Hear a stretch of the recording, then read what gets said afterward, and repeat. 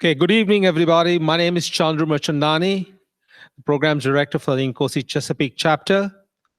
Today, we are going to have a pretty interesting talk. A human-induced climate change is not a theory, it is a reality.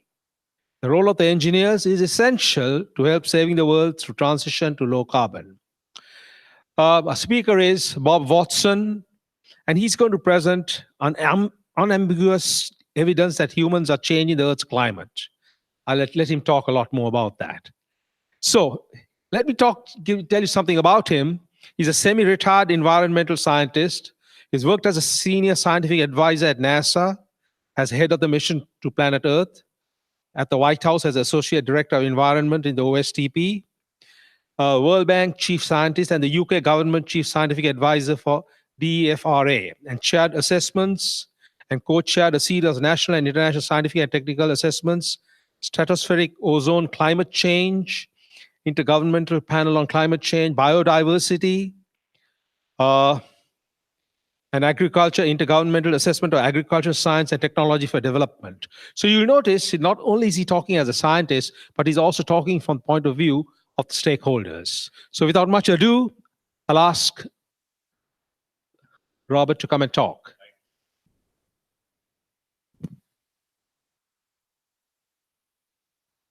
I'd like to talk about climate change today. So there's absolutely no doubt whatsoever. The evidence is strong that we are changing the Earth's climate. Temperatures are getting warmer, seeing changes in precipitation patterns, extreme weather events, and sea level rise. There's also no doubt that nearly all of these effects across the globe are harmful. There are some places where agriculture gets better with slightly warmer temperatures, longer growing seasons. But in general, the major impacts of climate change are harmful, and they actually affect quite seriously these sustainable development goals, which I'll talk about later. There's a Paris Agreement that every country in the world, except about one, signed about 18 months ago, although Trump has actually pledged to take the US out of the Paris Agreement. And I'll talk about the Paris Agreement. I'll talk about the Paris Agreement and what it is.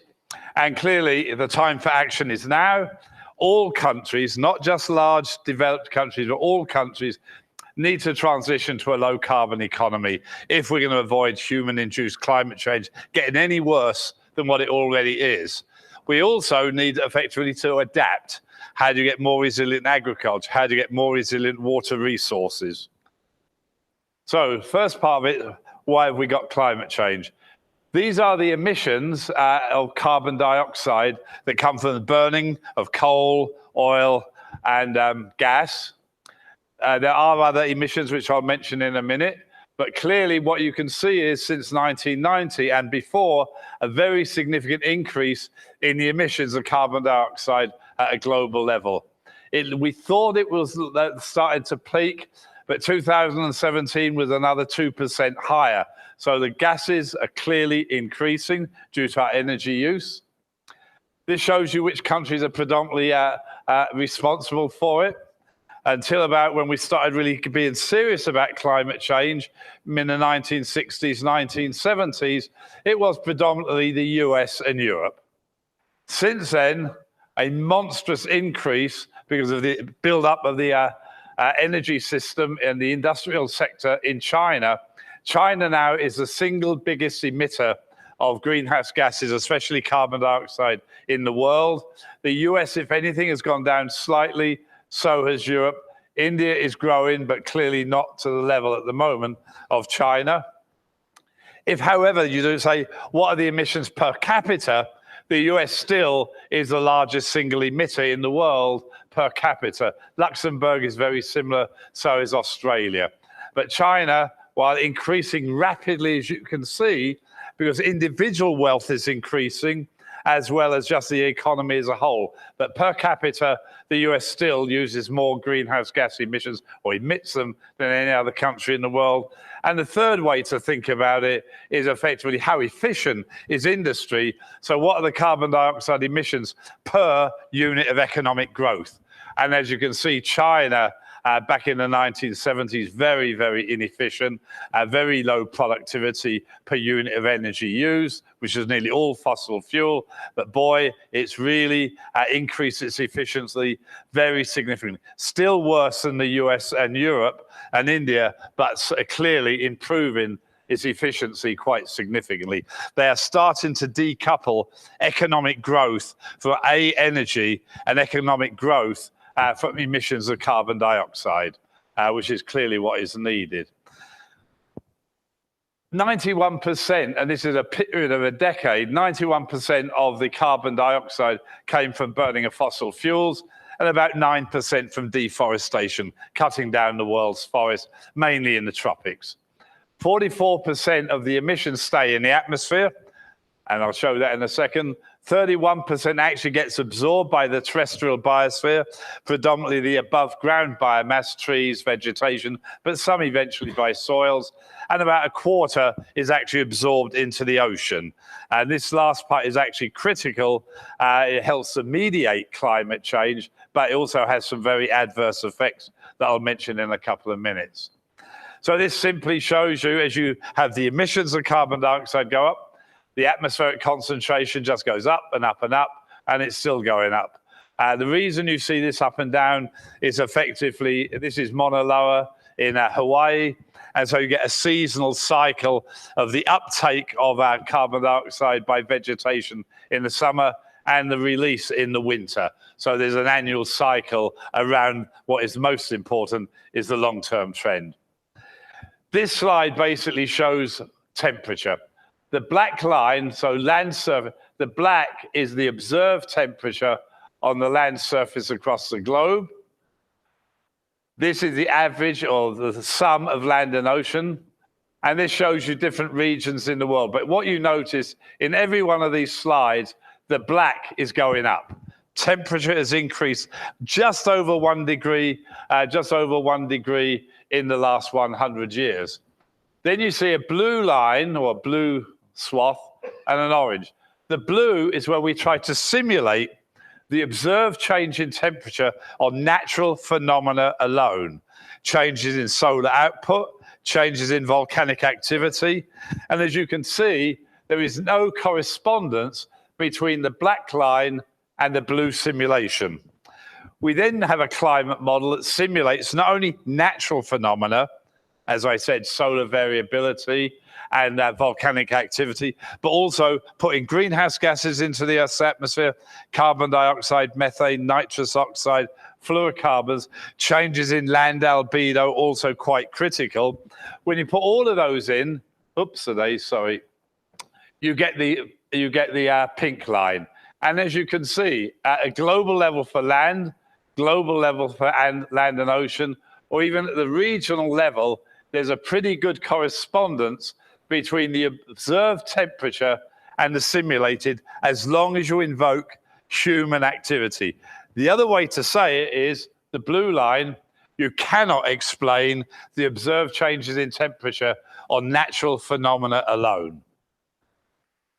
We've also now seen effects all around the globe of human-induced climate change. We've seen changes in the physical system.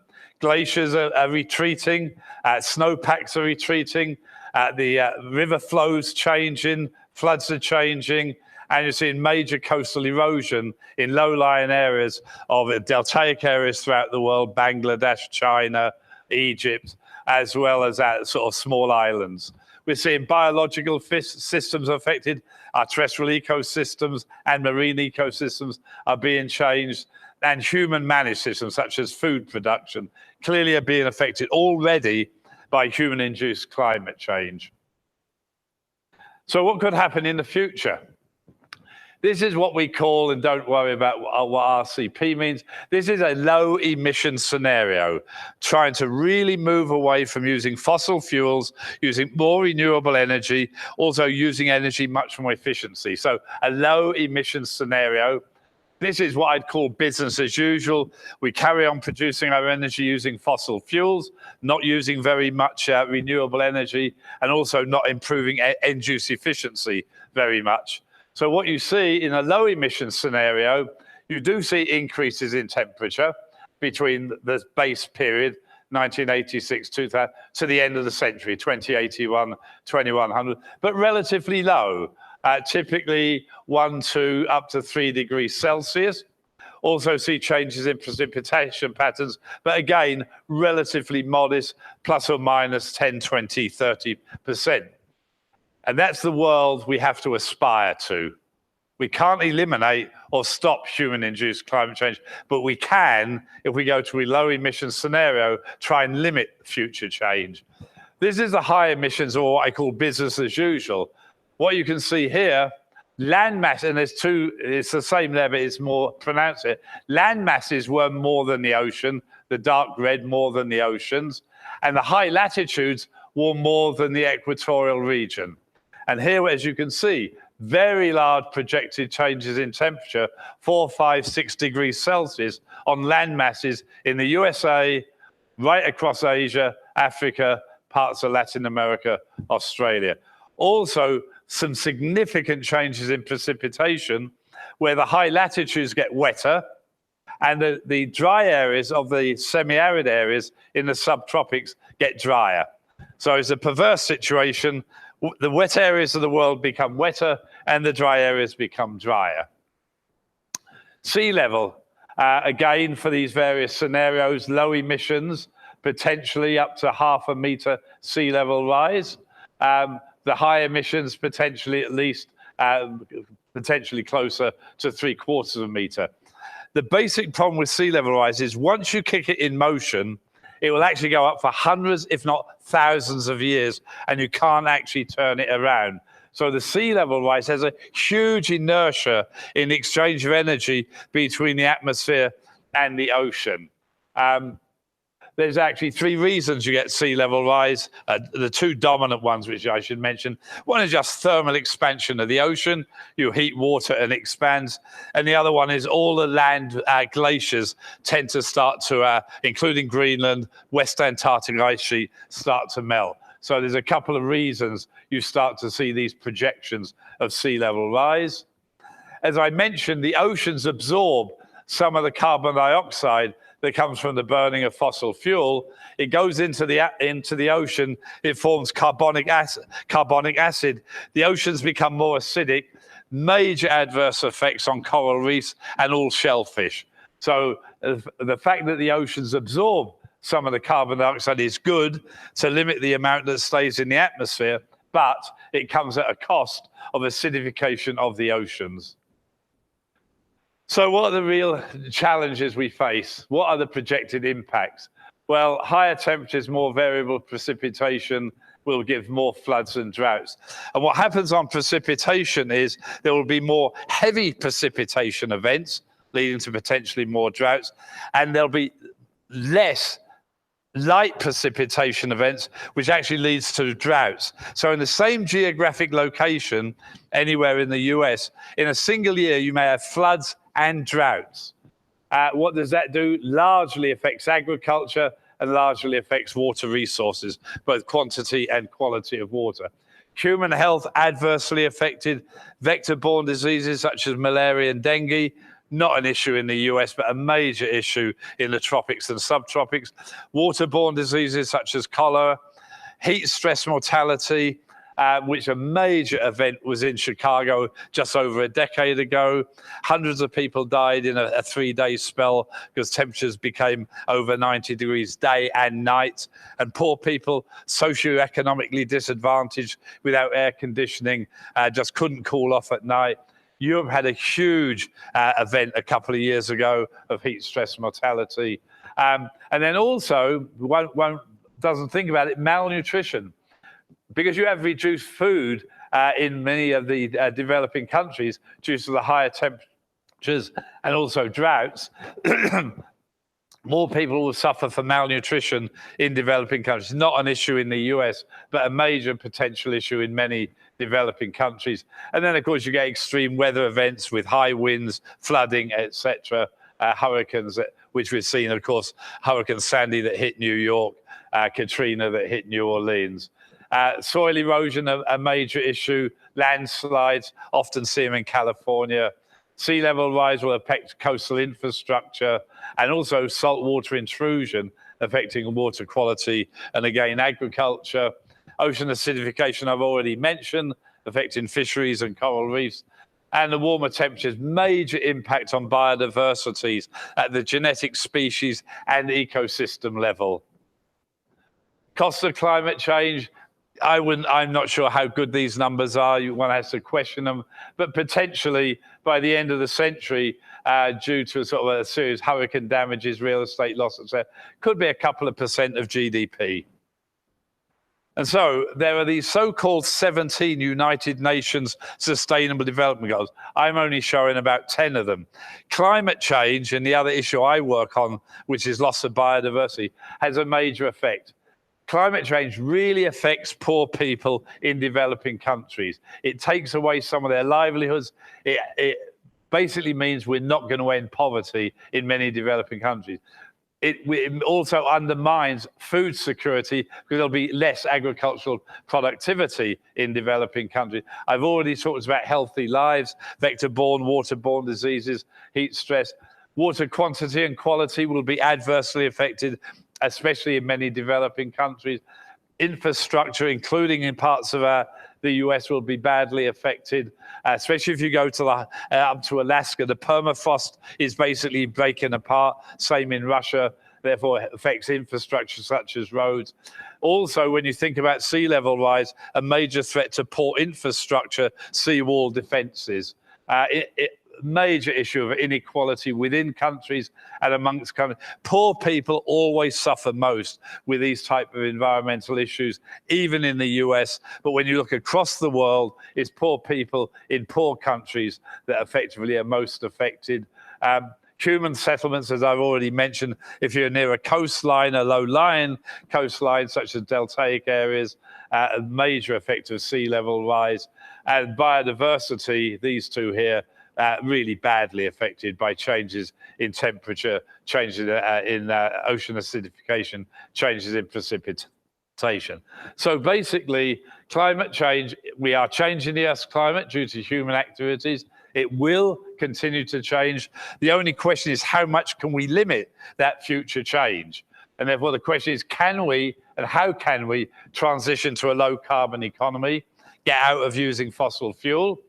The impacts of climate change are, as I've already said, primarily negative and will only get worse in the future. So we have to adapt. As I said earlier, how do we have resilient agriculture? How do we have resilient water systems, resilient infrastructure? I'm not going to go into that anymore. I'll focus on mitigation.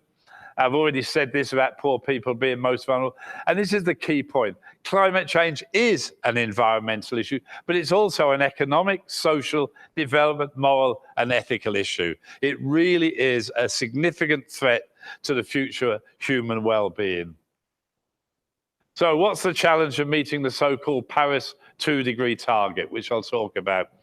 These are the major documents that really have done a very good way of analyzing. This is the IPCC document that looks at mitigation, basically, as well as adaptation. There was a global energy assessment put out a few years ago, and this is a document I put together on behalf of small island states and was presented to heads of state in a meeting in New York about two and a half years ago.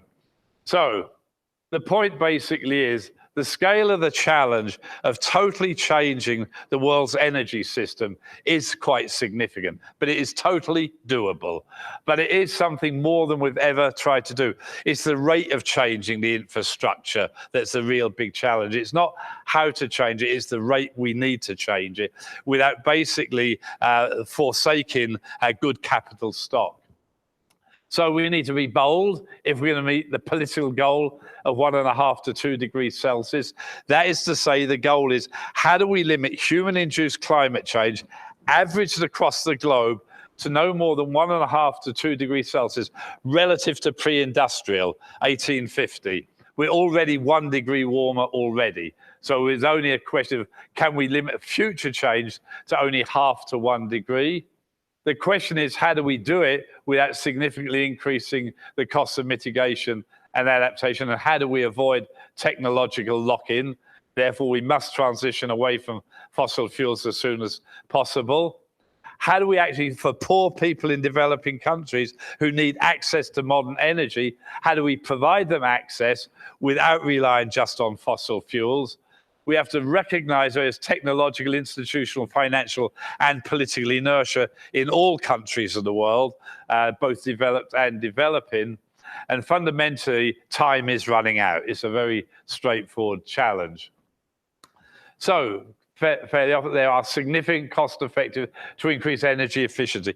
Increase energy efficiency in the transportation sector, the building sector, and the industrial sector. It's really clear we can move to electric cars if we wanted to by 2030. The big challenge is putting the infrastructure in place for an all-electric car fleet. But we can do it. We can improve the efficiency of our housing stock very, very much. The problem there on the housing stock is retrofitting existing buildings. Putting a new building up, you can make it phenomenally efficient. It's how do you actually retrofit old buildings? But fundamentally, end-use efficiency is a major part of the solution to human-induced climate change. Deployment of renewable energy, especially wind and solar. Also, hydropower, both mini hydropower and large-scale hydro, can be both good for climate and environmentally sound. Large hydro can, if it's not done well, be really bad for the environment, bad for people being displaced by large-scale hydro. But basically, renewable energy has to be one of the ways of the future. We literally do need to put a price on carbon. And that is, if you're going to burn coal, oil, and gas, it has very adverse social, environmental, and economic impacts. We should internalize that price into the price of carbon that would then stimulate the markets for renewable energy. We need system-wide transformation, and that requires a significant change in policies, and we also need to catalyze behavior change. Individuals, community, private sector, and governments themselves. And therefore, the large conclusion is no more coal-fired power plants should be without carbon capture and storage. And what I mean by that is you can combust oil, gas, coal, produce electricity, but then you need to capture that carbon dioxide before it's emitted to the atmosphere and you then liquefy the carbon dioxide and you subduct it in a depleted oil well, gas well, or effectively in a saline aquifer. So you can, in theory, still continue to use fossil fuels as long as you join it with carbon capture and storage. But so we need some more research done on this, both what is the efficacy, what's the energy penalty, what's the financial penalty, to what degree will a saline aquifer or a depleted gas well hold the carbon dioxide and not release it to the atmosphere. So there's still some research needed to be done on this particular issue, but it does look potentially promising. I'm going to flick through these. So these are the sort of various emission scenarios out to 2100 that we do. They're different sort of assumptions based on demographic change, population, economic change, how fast will the world's economy grow, to what degree will we still rely on fossil fuels, and to those scenarios where we almost eliminate fossil fuels. So they are the various scenarios that the world is looking at, and they're all plausible. If anything, we're currently on this upper line. We're not on one of these lines going down. So what did the Paris Agreement say? Which, as I say, every country in the world basically signed, although Trump has threatened to pull out of it. It says we should limit greenhouse gas emissions such that we limit temperature increase to 2 degrees Celsius and even try to limit to 1.5. My personal view is we don't have a hope in hell of 1.5, and I don't think we've got a hope in hell of 2 degrees Celsius. Technologically, they're both feasible. I don't see the politics in place to achieve either. We should peak our emissions as soon as possible. In other words, they need to peak now globally. That's not going to happen. We need to adapt. I'm glad everyone recognizes there's a need for adaptation as well as mitigation, and a real sticking point. Developing countries do need to be funded by developed countries, the financial resources. And what has been promised is the developed world, US and Europe, will provide $100 billion a year to developing countries for mitigation and adaptation. I don't see where that money is going to come from. I really don't. I'm really worried this is just, we'll promise to pay, and that money will never, ever materialize. So this is what I call business as usual. Here we are. This is greenhouse gas emissions, gigatons of carbon dioxide equivalent. We managed to bring in methane and nitrous oxide into this thing called equivalency. Here we are in 2010, 47.5 gigatons of CO2 equivalent per year. Business as usual, if we don't do anything, we'll be up here. To hit a 2-degree target, we need to be coming down here by 2050. And for 1.5, we actually need to be somewhere down here. So where are we? I've just expanded it. Okay, so governments have got some current policies that does suggest we're moving away from the so-called baseline. That's good. In Paris, there was a whole bunch of countries that said, we'll do even more, but it only brings us to there. Then some other countries said, we'll do even more, but it's conditional on the $100 billion and technology transfer. Brings us to here. But that's what's been promised. Now, I actually don't believe that we're going to meet either of those. I don't think everyone will step up to the plate, including the US, given Trump doesn't believe, and many Republicans in the Senate don't believe climate change is a serious issue. So I actually don't believe we'll meet these targets here. But the basic point is, even if we did meet those targets, we're way above what we need to be for the 2 degrees Celsius by 2030. And the 1.5, as I say, would need to be down here. So we've got a major emissions gap, So my conclusion in a paper I wrote a few months ago was, what is the truth? Well, it's a very, very important step. And I applaud governments for recognizing how serious it is. 189 countries pledged to try and achieve the 2-degree target. But as you just saw, their pledges are inadequate. And therefore, they literally need to double or triple the scale of effort to reduce greenhouse gas emissions. The calculation I did, and has recently been endorsed by many other people, will hit 2 degrees, I would say actually by 2060. So the 2050 is probably wrong. I'd say about 2060, 2065. And the 1.5 goal, we're going to pass it in the early 2030s. There is zero chance, in my opinion, of hitting the 1.5 goal, basically. If we don't do anything additional to what was pledged in Paris, we're going to go to 3 to 4 degrees Celsius, way above the goal of 2 or 1.5. So this just shows you another view of the greenhouse gas. This is carbon dioxide from fossil fuels. You've seen it before going up. This is our carbon dioxide from land use change, primarily deforestation. This is methane that comes from emissions from leakage of natural gas lines, also methane from rice paddies and enteric fermentation, primarily in cattle, but also a little bit in sheep. Nitrous oxide primarily comes from agricultural use of fertilizers.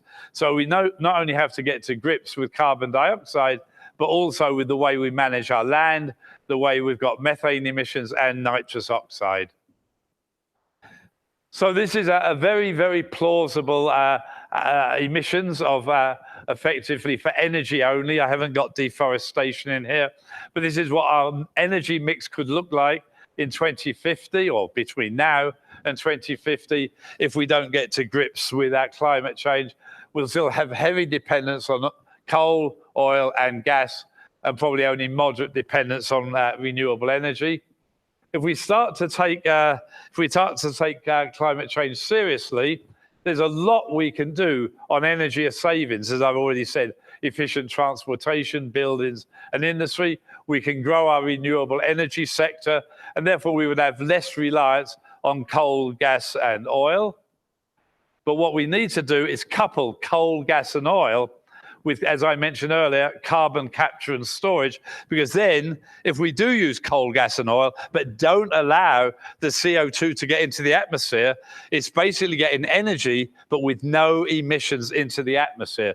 So the sort of system we need to develop is a lot of effort on end-use efficiency, a lot of effort on renewable energy. And if we do use fossil fuels, we need to see if we can make this system of carbon capture and storage work in a cost-effective way and that is also environmentally sound. And this just expands it a little bit more. So, renewable energy. Two major things have happened that are really, really moving things in the right direction. One factor is the cost of solar photovoltaic energy. From 2000 to 2015, you can see from 0.75 all the way down to about 0.18, a very, very significant reduction in the cost of voltaic energy. But also, we've really got a huge advance in storage capacity. One of the big negatives about wind and solar is the wind doesn't always blow, and solar is very intermittent. And therefore, you always needed a base load, either nuclear or fossil fuel, for when the wind didn't shine, the wind didn't blow, or solar energy, the sun didn't shine. With storage capacity, it really has changed the game that you can use an intermittent energy source as long as you've got good storage capacity. This actually shows the investments in renewable energy. And as you can see, in the last sort of decade or so, gone up very significantly from a few tens of billions of dollars a year to of the order of about 200 or 300. In fact, it's gone back up significantly in the last 4 years. It's over $300 billion a year just in the investments in renewable energy alone in the last couple of years. Most of the added capacity has been solar in different parts of the world, although, as you can see, a pretty significant increase in wind energy and a very significant increase in solar, a little bit in biofuels, a little bit in geothermal, but not very much. So it's really wind and solar are the two new technologies, but also a lot of money, probably an equal amount of money, has been invested in end-use efficiency. I didn't bother showing that slide today. So overall, one's spending over $1 billion a year, over $100 billion, over $1 trillion a year, nearly $1 trillion a year on the energy system to make it more low carbon. This shows actually the different costs of solar energy in different parts of the world. 6.5 US cents per kilowatt hour, 18 in Indonesia, 2.9 in Chile, 4.8 in Peru. It varies, of course, on different countries, basically, of what their solar capability is. But it's now becoming really quite competitive to a new fossil fuel plant in many parts of the world. And in fact, in India, for example, their costs are way lower than the global average. Really, solar and wind are really starting to penetrate in India. And so what's the cost? You hear a lot about the cost of going to low carbon is exorbitant. And indeed, the estimate is to get to a 2-degree world, or round about a 2-degree world, you have to limit carbon dioxide to about 450 parts per million. We're already over 400 today, about 405, 410. And boy, we would lose about, by 2100, about 5% of GDP. It's irrelevant. It's peanuts. And the reason it is, we actually, our GDP is probably going to grow in a developed country. I would guess the US would hope to at least have a 2% growth per year. And a developing country, probably for the next 30, 40, 50 is at least 5% growth. China's been averaging 8, 9, and 10%. So the global growth rate is likely to be between 1.6 and 3% per year. So all we're reducing on an annual rate is a GDP, instead of being 1.6%, it would be 1.54%. Instead of 3%, it would be 2.94. In other words, yes, 4.8% of GDP sounds like a lot of money, but it's a very, very small delta on an annual growth rate. It really is. So the absolute number seems high, but in reality, it's slowing down the growth rate minusculely, absolutely minusculely, basically. And the other point that came out of the Stern report, the costs of mitigation are far less than the costs of adaptation. So what's needed? And I'll finish and I'll go through the last bit just very, very, very quickly. We need government, crucial, in partnership. That's the crucial bit, with the private sector and civil society. No one can do it alone. The private sector can't, governments can't, civil society. We all need to work together to change the way we've got climate change and my other favorite topic, loss of biodiversity. Therefore, we need coalitions working across sectors to really look, and we need to take a long-term perspective, cross-sectorial to policy formulation. And so the first thing is literally every government department has something to do with climate change or loss of biodiversity. So the first thing is for government departments, whether it's energy, water, agriculture, environment, finance sector, have to realize climate change is relevant to them, every government department. The second in, government's a stovepipe. The Department of Agriculture doesn't talk to EPA, doesn't talk to energy, doesn't talk to finance. We've got to get way apart from this stovepipe structure of governments, both nationally and internationally. The international structure is thus as stovepipe as the national structure. So we have to work cross-sectorially. We've also got to recognize, as I've already said, climate change and biodiversity are not just environmental issues. They affect development. They affect food, water, energy, economic growth, human health, human well-being. So that has to be recognized. This is not talking about the environment. This is talking about development. The fourth is, what's our vision? What's the vision? Where do we want the US to be in 50 years' time? Where do we want the world to be in 50 years' time? And therefore, we have to start to develop a collective view of the vision for the future. The fifth challenge fundamentally is we've got to take a long-term view. We've got to get rid of the cycle of the next election or the quarterly profits of the private sector. We also got to make sure we all agree on what is the evidence base. What do we know and what don't we know? What uncertainties do we have? What are the implications of uncertainty? So I've chaired now 15 large-scale international assessments on climate change, biodiversity, agriculture, and on stratospheric ozone. And all of these are now the basis for international policy formulation, because we get, I mean, at the moment, there's 1,200 scientists working with me on biodiversity. What do we know about the loss of biodiversity? IPCC has an equivalent number working on climate change. So we've got to agree on our evidence base, basically. The next is really making sure all relevant actors, all actors, and you've got them here, are part of the co-design and co-production of the evidence itself. We've all got to agree on what evidence is needed, and we've all got to agree on what it says. We also have to really look at the indirect drives that change: economic growth, demographic changes, trade, culture. We live in a globalized world. People that say the economic system is all broken, we have to start again, they're smoking something. We have a globalized world. Capitalism is the system we've got. The question is, how do we make it work for us, not the how do we fight against it? We need participatory processes. We need to get everyone engaged in decision making. This is not just for governments. It's not just for the private sector. Everyone needs to be involved in it. I've really said about the cross-sectorial.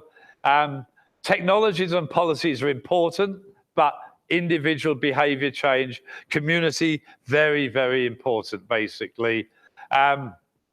There's no such thing as everything's win-win. There are synergies in trade-offs. As we try to solve the climate problem, doing it one way can be good for biodiversity, doing it another way could be a disaster. And so we have to actually understand how the whole system works, that if we go, for example, on bioenergy to solve the climate issue, to move away from fossil fuel, it could adversely affect food production and adversely affect biodiversity. So we need to understand all of the synergies and trade-offs. So we need a holistic view of the world and how it's working. And the last one is we've got to recognize that most scientists don't. They're clueless. There really is incredible complexity in the socio-political system. And until you start to understand that issue, until you understand the political realities and the power symmetries of who really has power, you actually can't change the system. You have to understand, where are those vested interests? Who has a vested interest in keeping an energy subsidy or a transportation subsidy or an agriculture subsidy? And so this is where the politics is unbelievably important. So in conclusion, the world is very long on rhetoric. They all agree we've got a problem. Very, very short on action. We need to look simultaneously at economic, environmental, and social issues associated with climate change and, as I say, biodiversity. And this does require the right mix of policies, practices, technology, and behavior change. We must get the economics right. We must eliminate perverse subsidies, internalize environmental externalities, and for biodiversity, value everything we get from our natural world, both those that have market value and those that have non-market value. So thank you for your time. We have a major challenge in front of us.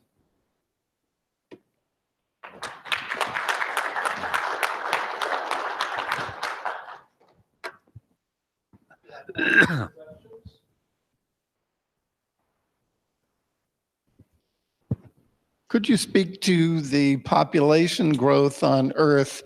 It would seem that population growth is a driver also. Yeah. No, it's a very good point. It's actually a combination of two things.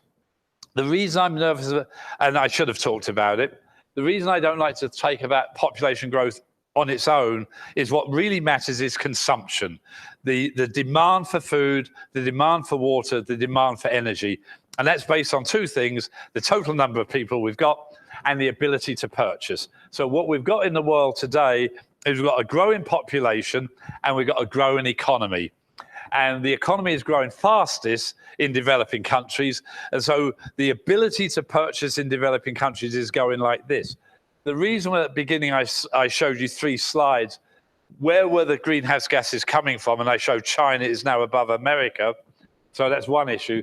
But per capita, we in the US still use far more energy per person and far more food per person and far more water per person than almost anyone in a developing country. So the challenge is, you're absolutely correct, limiting population growth is a key factor. Also, therefore, what we need is sustainable production of energy, food, water, and sustainable consumption. So the population issue is a major issue, but it has to be coupled in with the economic growth. So between now and 2050, we're already about 7.4, 7.5 billion people. It'll probably go to about 9.5 billion people by 2050, so another 2 billion people. But probably the world's gross domestic product will probably triple. So it's the ability to purchase as well as the total number of people. But a very good point. Any other questions?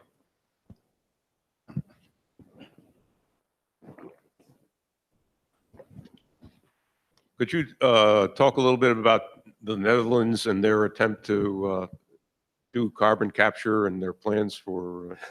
Could you say that one again? I missed it. Sorry. The Netherlands, Yeah. have plans for massive carbon capture, and they're only at an initial stage. And they're. Can you talk a little bit about that? Yeah, the interesting thing about carbon capture and storage is we've been talking about it for 20 years. I used to work in the World Bank and was chief scientist there for a while.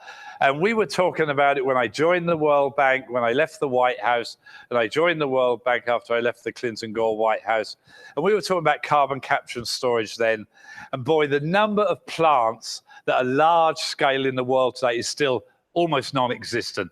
1 or 2 in America, 1 or 2. What we need to do is actually really look to see, with pre-combustion or post-combustion, what's the energy penalty of using carbon capture and storage, because it is an energy penalty. What are the costs of carbon capture and storage? Can we put all the pieces together? We should be able to. And as I said earlier in the talk, can we keep the carbon in the ground once we've actually stored it? So I actually personally believe we need collective action of governments across the world working together with the private sector and probably doing something like 10 or 20 large-scale carbon capture and storage plants where governments collectively pay for it, private sector works with them, there is an issue then of intellectual property rights, of if you actually have a mixture of governments and the private sector, who owns the intellectual property. But we really need to do at least 10 or 20 large-scale plants, gigawatt plants, not these little, 50 megawatt plants, but really large scale to see if it works. And some of us have been saying this for the last 10, 15, and 20 years. And what worries me is why the coal sector and the gas sector didn't invest in it, because it is the one way you then don't have to phase out the use of coal and gas. There was an incentive of industry to work with governments, but somehow it never came about.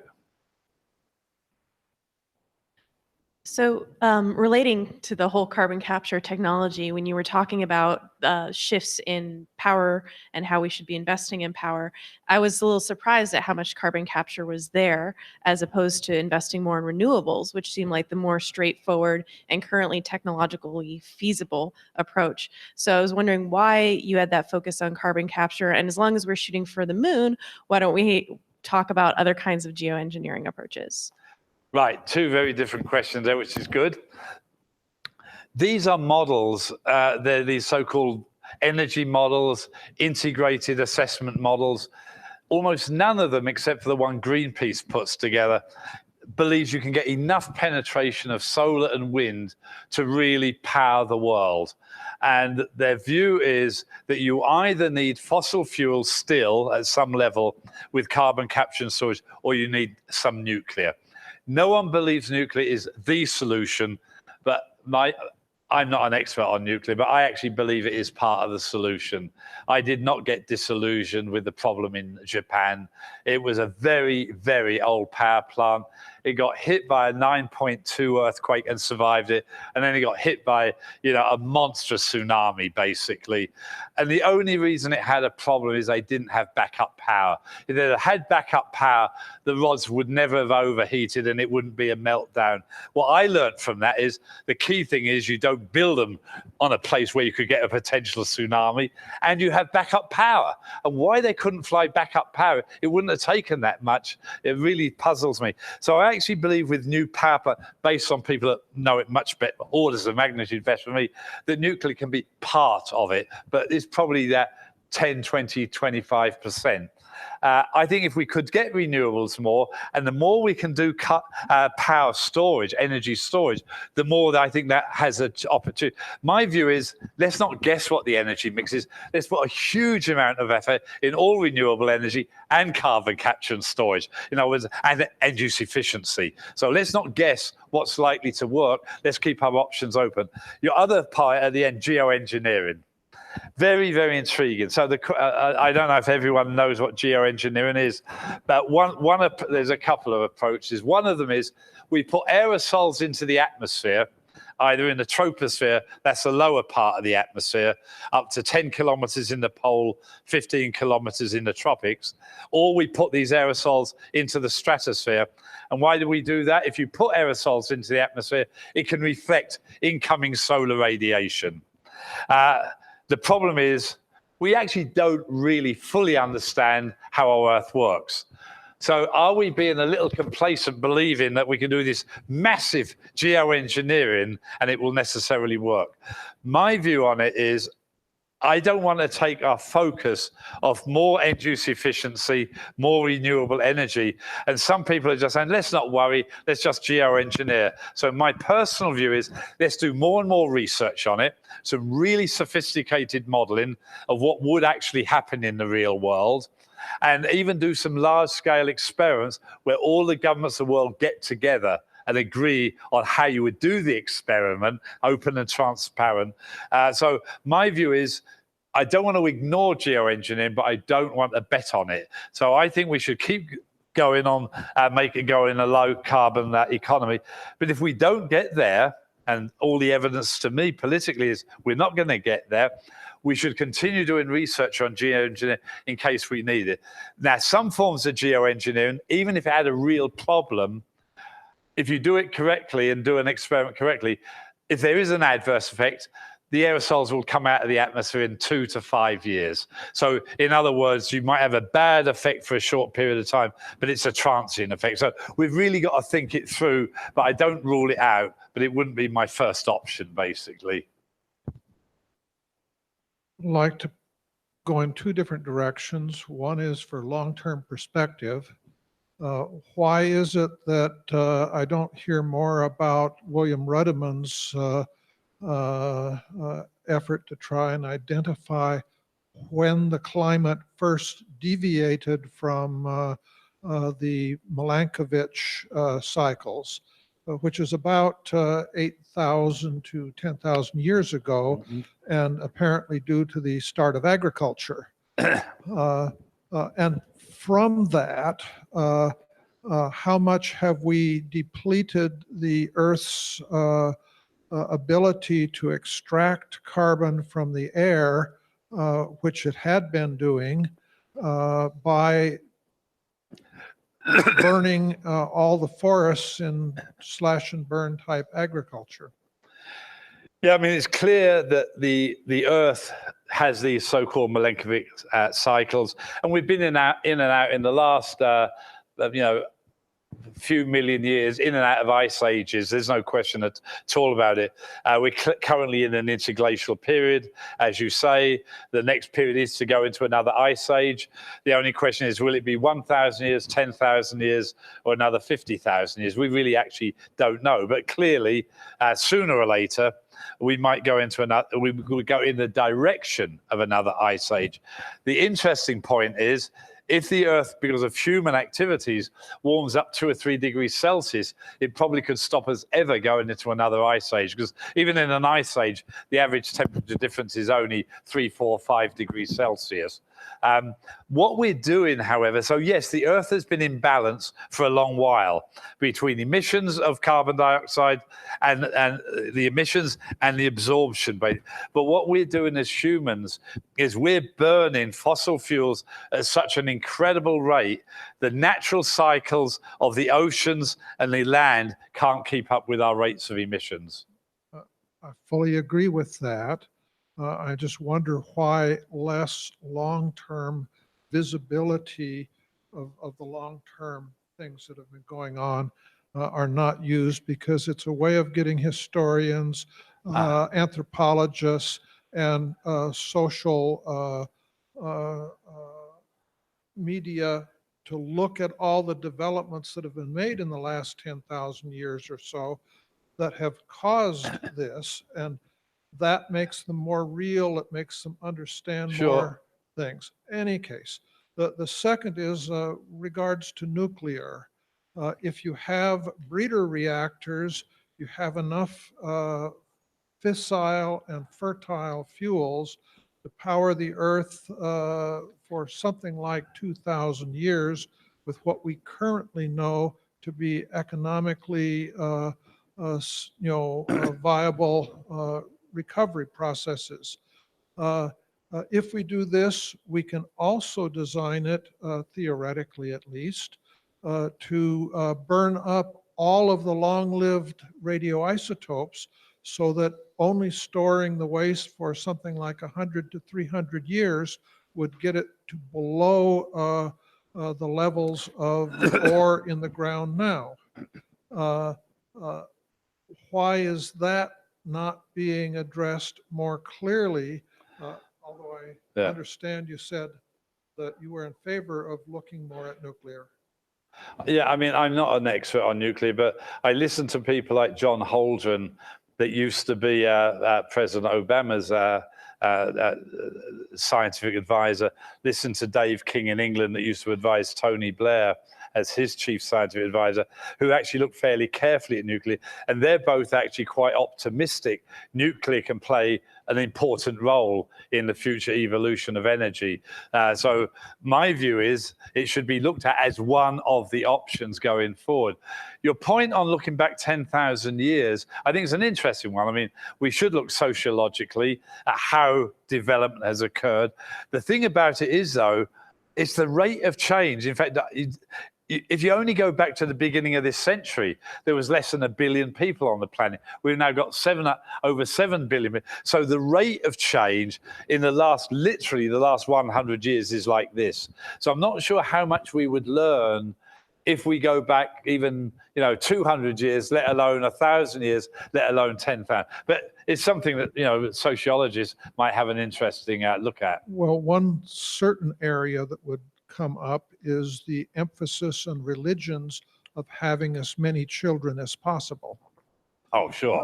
And why that was necessary, and even when it was necessary, yielded such a slow growth rate because of technology not coming along.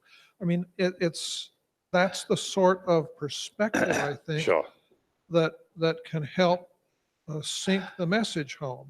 And it comes back to the first question on population. And I think, to me, one of the pivotal conferences ever was in Egypt, in Cairo in 1994, where they said to look at the demographic issues, you should look at 3 things: education of girls as well as boys, empowerment of women, and culturally acceptable forms of contraception. As soon as you educate girls, as soon as you empower women, the birth rate goes down almost overnight, and they got it right.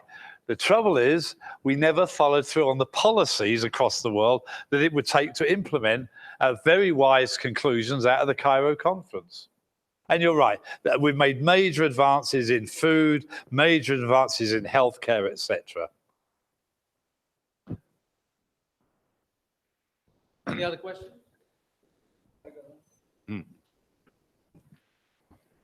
When you talk about carbon recovery and storage, are you talking about carbon or carbon dioxide? Carbon dioxide. Yeah, you liquefy the gas before the gas escapes to the atmosphere. You trap it, you liquefy it, and then you subduct it. Now, it's been used by a couple of oil companies for what they call enhanced oil recovery. So the oil has come out of the gas well. So what they do is they pump this liquid carbon dioxide to force out the last vestiges. Statoil, in particular, in Norway, actually did it quite well. Okay, thank you very much. Let's give Robert a big hand. Thank you very much for all the questions. And if you have any other questions, you can meet him afterwards. And before you go, we got a small gift to give you.